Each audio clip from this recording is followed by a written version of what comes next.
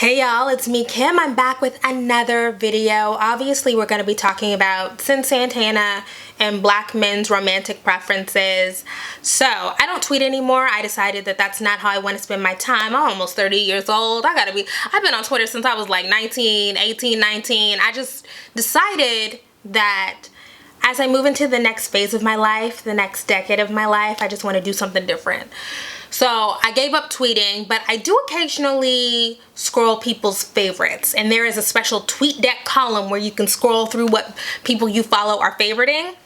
And I was scrolling through there today and I saw that a lot of people were favoriting shade aimed at Cyn Santana. And I'm like, what does Cyn do? She's, a little simple, but she's sweet. She seems like a super nice girl. And it turns out that on Angelique's podcast a couple of years ago, I guess, she said something about how black men treat Spanish, she said at the time, women. So let's first of all, let's just listen to what she said. Y'all can keep the Puerto Rican man. I'm good. Yeah, I'm good on a Puerto Rican man too. What does that mean, Cyn? I do black guys all day. Sorry. I did the Spanish too. I did the Spanish thing. Doesn't work out for me. I'm good. Why? What's wrong with guys that are Hispanic? I don't know. I think they're too emotional.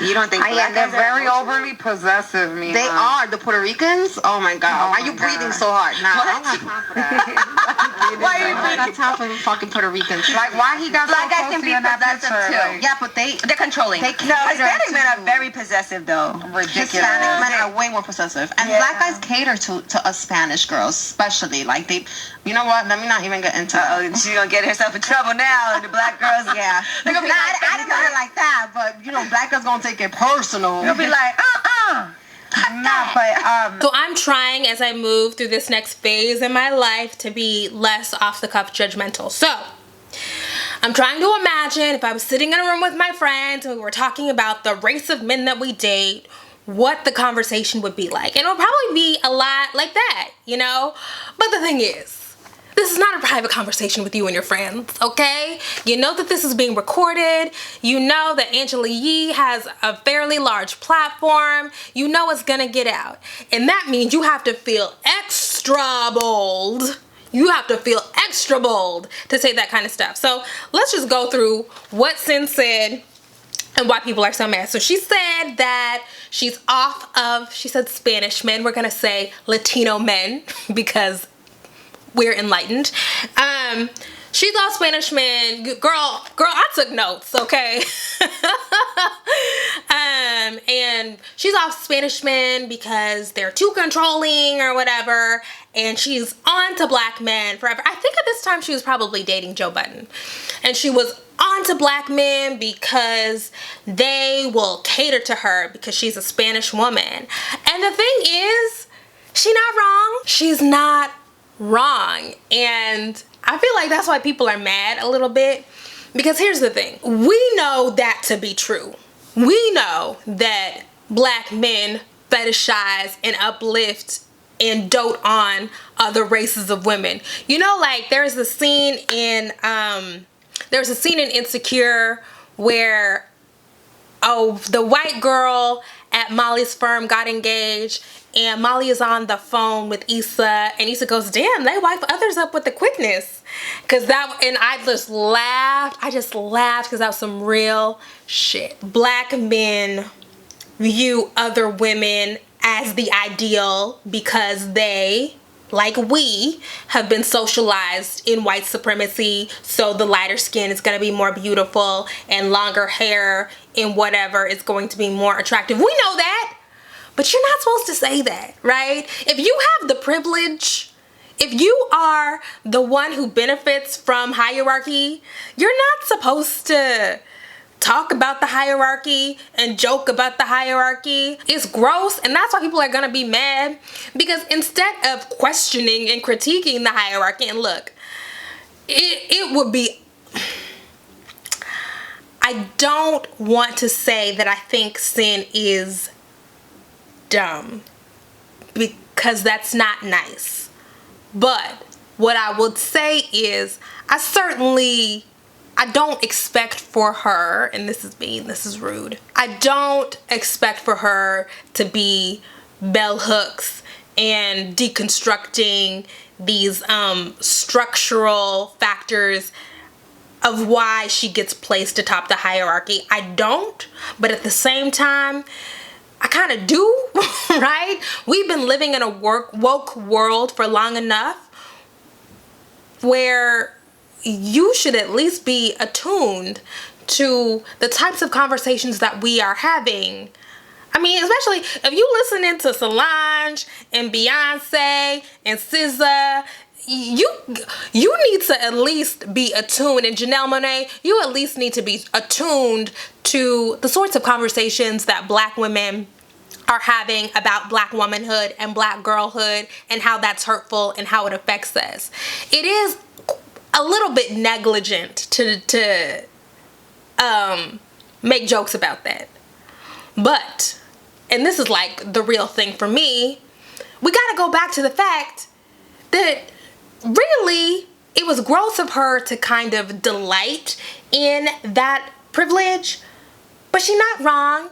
And I'm gonna be honest with you, I'm generally much angrier at the people who facilitate that behavior and the people who give credence to what she's saying are Black men. Black men like Joe Budden.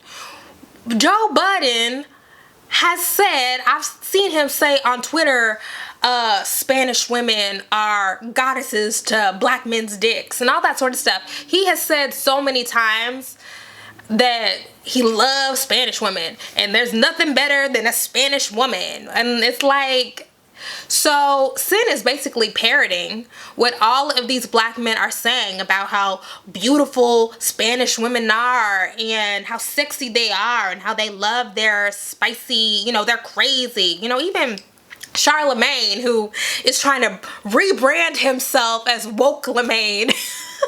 Charlemagne is a scammer. Anyways, even Charlemagne says stuff like Spanish women, they're crazy. And it's just like, what are y'all doing? What are y'all doing? And they don't seem to care that continuing to reproduce those thoughts and joke about that stuff with their, and I don't, Cyn has come out on her Twitter account and apologized. Good for her. I always appreciate an apology.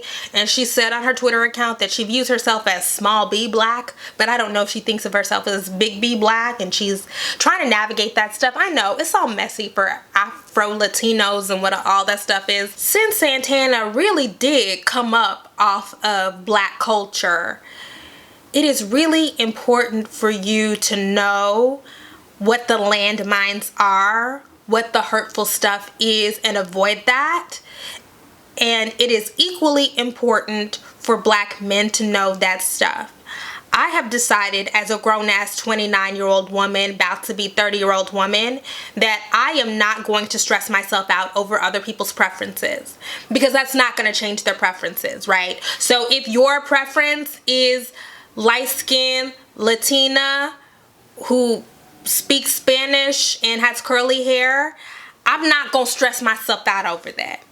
But we do need to make sure that in our public conversations about beauty and ideals that we're not reproducing racism. But it's so funny that Cyn inadvertently touched on so many things, and I think one of the reasons why it touched a nerve for people is, as Black women, we are battling that stuff all the time. So we're battling colorism. We're battling the stuff about our facial features, right? We're battling the stuff about our hair texture. She just accidentally stepped right into it. What she accidentally stepped into is that beauty is a commodity. And in a culture that's rooted in white supremacy, when you're in Black culture, but you have a look that is further away from Blackness, if you're a woman, you're gonna be celebrated, you're gonna be uplifted, and that's why Black men are rolling out the red carpet for you.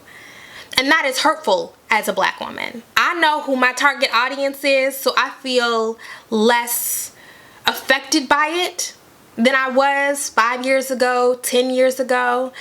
But especially if you haven't all the way worked through what it means to not be beautiful, or what it means to be at the bottom of a hierarchy. Access to a certain kind of beauty allows you, and this is real talk, access into certain spaces, access to certain kinds of men. We know that lighter skinned women marry higher status partners. Like, that's a real thing. Shout out to the academics who spend their time really going through all of the benefits of beauty as a woman. And so it feels, if you're just a regular old black girl like I am, it feels sometimes like there are keys and you don't have the keys, right? So you can't go through the doors because you don't have that commodity. And it makes sense that black men like Joe Budden would roll out the red carpet for their Latina girlfriends, because for men and women actually, your partner is a commodity. You show the world who you want to be or who you think you are by who you choose to partner. And this happens in all sorts of ways. But I remember when I was dating this one man who is a medical doctor, and I remember thinking, oh, this is not going to last because he wants to marry a doctor. And we never had that conversation. I never asked him about it, but I could feel it because of all of his friends were married to doctors. And I just felt that in my heart, right? And so it doesn't matter if your undergraduate degree is from Harvard, and it doesn't matter what your resume looks like. He wanted a doctor because for him, marrying somebody with a doctorate was going to reflect who he was and his status in society. And I couldn't be mad at that. I can't be mad at that. I'm just at a point where I cannot spend my time being upset that somebody has a vision for their life and that I'm not the vision. So we move on and we break up.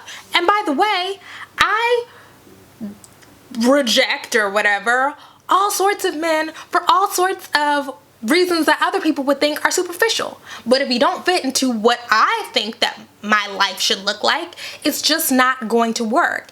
And by the way, that's why I'm really skeptical. We're about to get off on a tangent, but that's why I'm really skeptical of these social media people and the YouTubers who talk about what you need to do to get a high status man. I don't know about that. I would love to, if there is a proven track record of this stuff working, would love to see it. But to my mind and in my experience, people know what they want, and you're not going to be able to behave your way into being a white woman. I could not. That man wanted a woman with a doctorate. I'm not going to be able to behave my way into being a woman with a doctorate. I'm not going to be able to behave my way or change my way or feminine my way into being a light-skinned Latina, if that's what somebody prizes and if that's what they value. And so I just think it's just so useless to spend so much time trying to mold yourself, because I genuinely feel if you're a person who dates men, a woman who dates men, that it ain't gone, because men know that they do the picking and they pick what they want. And I just don't believe in my heart that you are able to mold yourself into being what they want. And this reminds me of something else. I used to be friends with this man. We used to be friends. We're not friends anymore. And he's an academic, and he graduated from a really, really prestigious graduate school. I'm trying to figure out if people are going to be able to figure out who this is. Only if you know me. And we were talking about the girl that he wanted to make his girlfriend.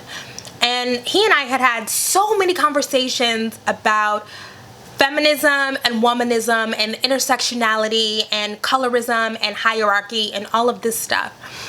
And he was talking about this girl that he planned on making his girlfriend. And he said to me, oh yeah, she's light-skinned, curly hair, really petite with a big booty, the typical partner for a black male academic.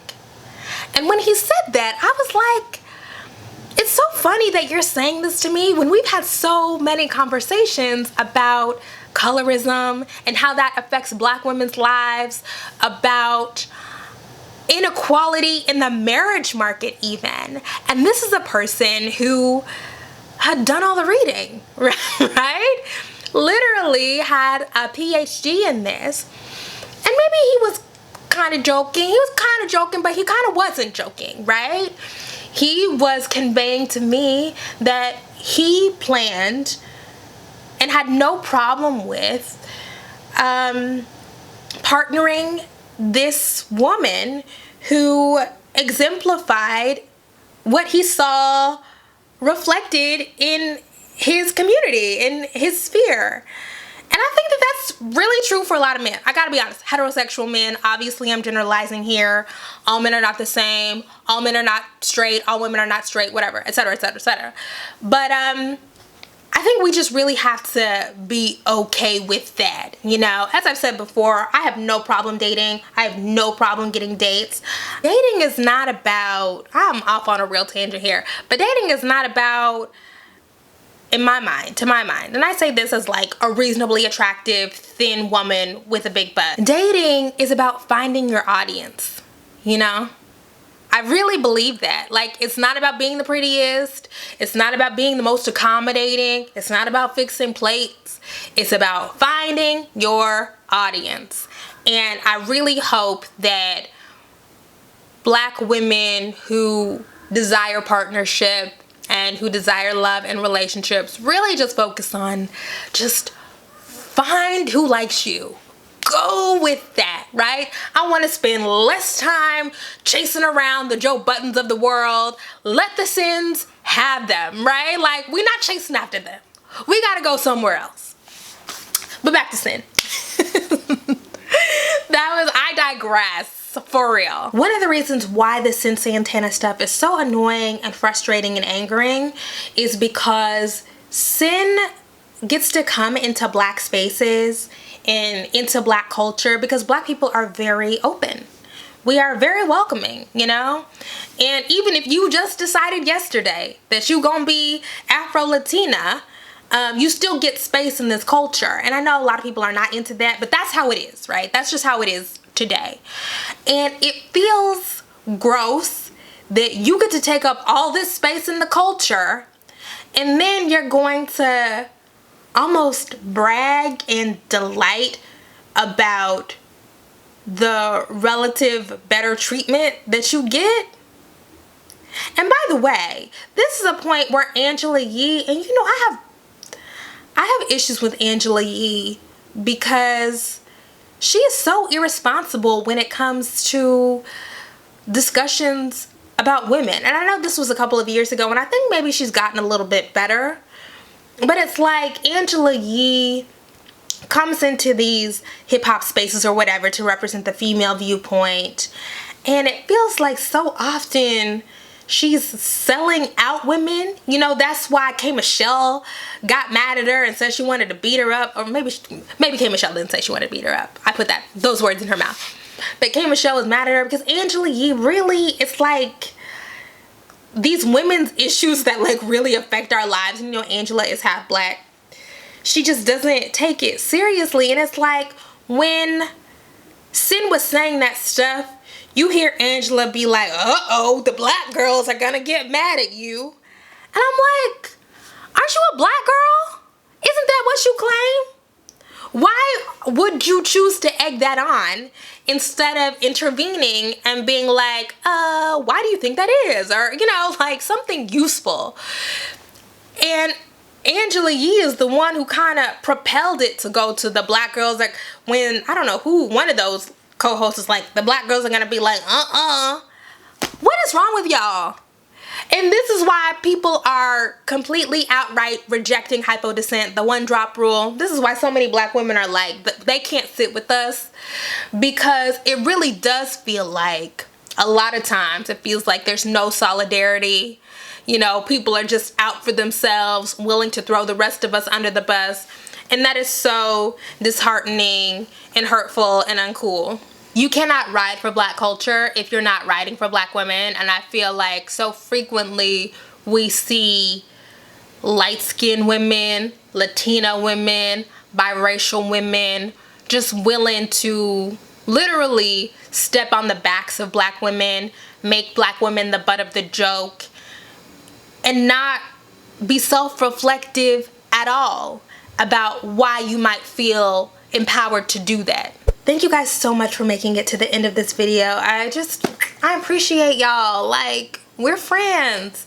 So my companion video on Patreon for this video is me putting on my makeup and talking about if I think I'm unlikable and if that bothers me and why I gave up social media. So head on over to the Patreon, check that out. Of course, it's patrons only. Sign up for the email newsletter. Leave me a comment, please, or send me an email. I feel like I'm back. I think I'm back. I'm back for now. Bye, guys. See you later.